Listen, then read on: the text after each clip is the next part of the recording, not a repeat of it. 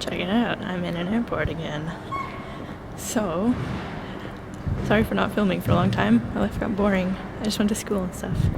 But now, I'm on vacation during my vacation. I'm flying to Alice Springs right now. And then, I'm gonna go from Alice Springs on a bus tour to Uluru, aka Ayers Rock. And it's gonna be so much fun. I'm glad I got here.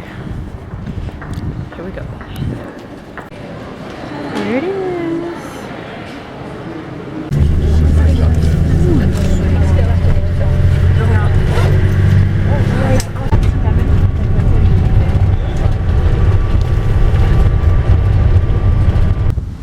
Hi, welcome to Alice Springs. I made it. I'm here. It's actually kind of cold. Last week, it got up to like 38, but this week it's only gonna be like 19 and like 21, which, I mean, it's a little on the colder side than I would want, but much better than 38, especially if I want to hike, which we're doing on the tour, which starts tomorrow. We have to get up at 5 in the morning and we leave at 5:30. But if you want to fit a big trip like that into 3 days, I guess you have to get started early. Fair enough. I'm hunting for water. Apparently there's a Woolworths or whatever down here. So let's see if I can find water. Hello. I read something about the creation story that the Aboriginals of this area have for this area. And it involves 3 caterpillars. I'm not sure what the caterpillars did, but I think it has something to do with the hills. You can see the hill. Yeah. So we're in this like super flat red desert, and then all of a sudden these like hills come out of nowhere. So I can see how people would question their presence and say they had something to do with something. But yeah, they just kind of rise up out of nowhere. It's very strange. I just wanted to film the fact that we left at 4 in the morning. But you can't see anything. Yeah, 5:30 in the morning. Everything lost. Everything's dark. But you can see that it's dark.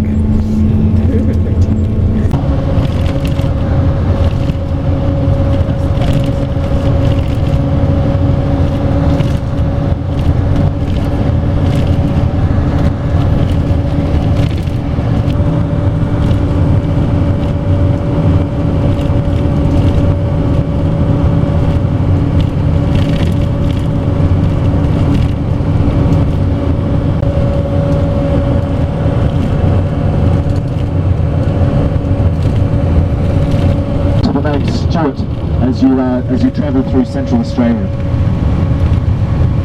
So according to Australian history books, Stuart was the first white man or European to arrive in Central Australia.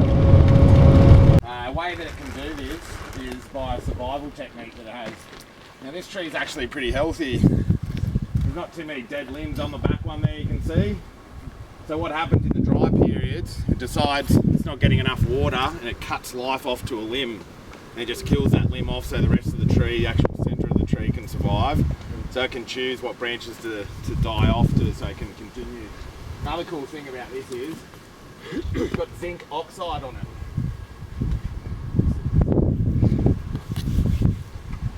So you can see my hand.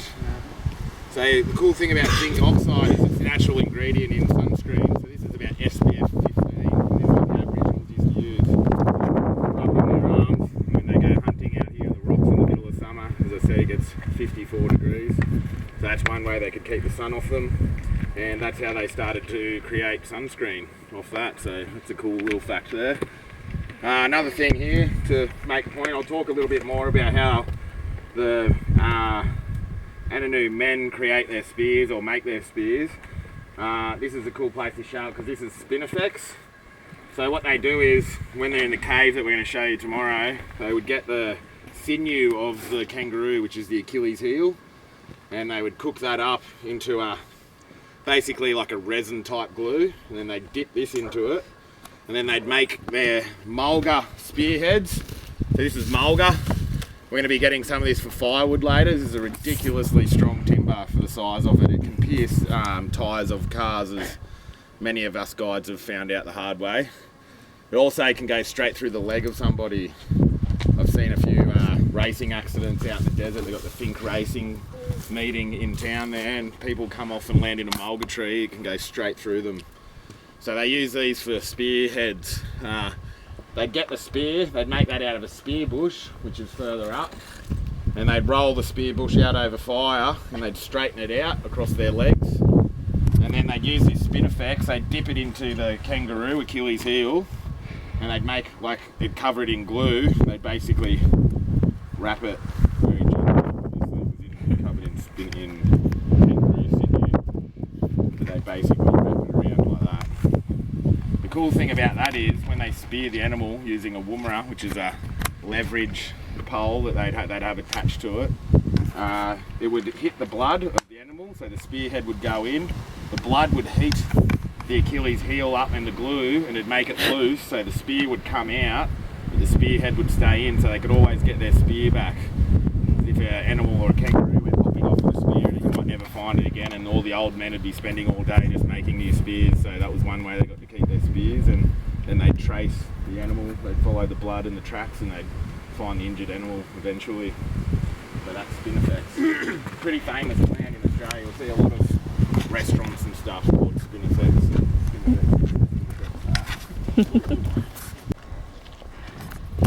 Welcome to Kings Canyon. After 5 hours of driving, we have finally arrived at something. It was a pretty early morning, as you saw from the darkness. But yeah, 5 hours later, it's about 11:30, 12. We're in Kings Canyon, our first stop.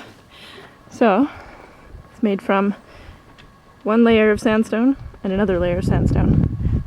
This layer is a lot stronger, so it's more kept together. And this is from an ancient seabed laid down, and then it was actually thrust up. It was actually thrust up vertically, so all of the layers are still horizontal, which is really cool. There's the top of the Kings Canyon, all the way to the bottom. It's such a wild landscape.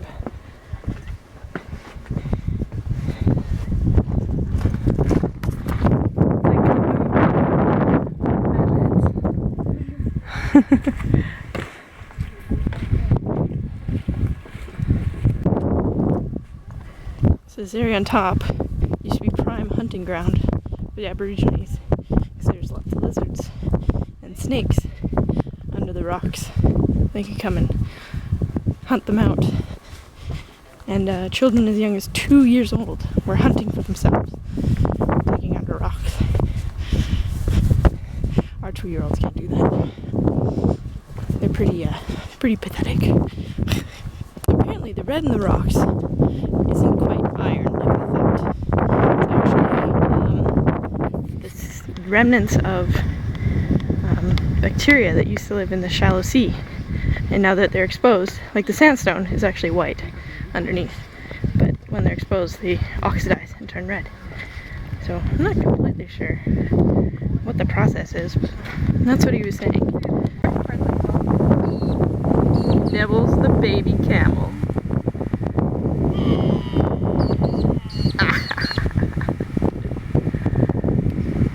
He's adorable! Hello, cow. Oh, cow. Ooh, what's that? Found something. Collecting firewood for tonight to cook on.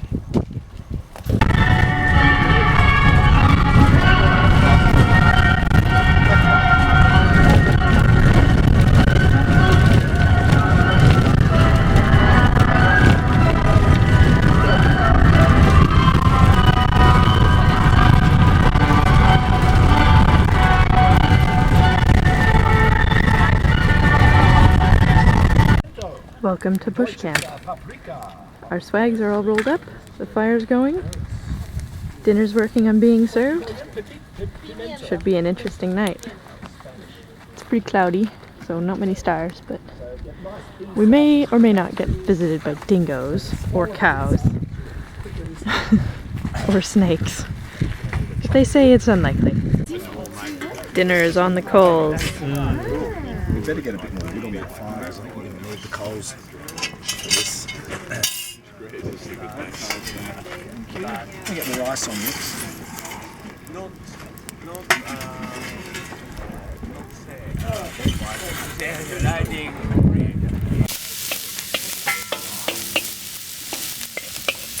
Frying on coals.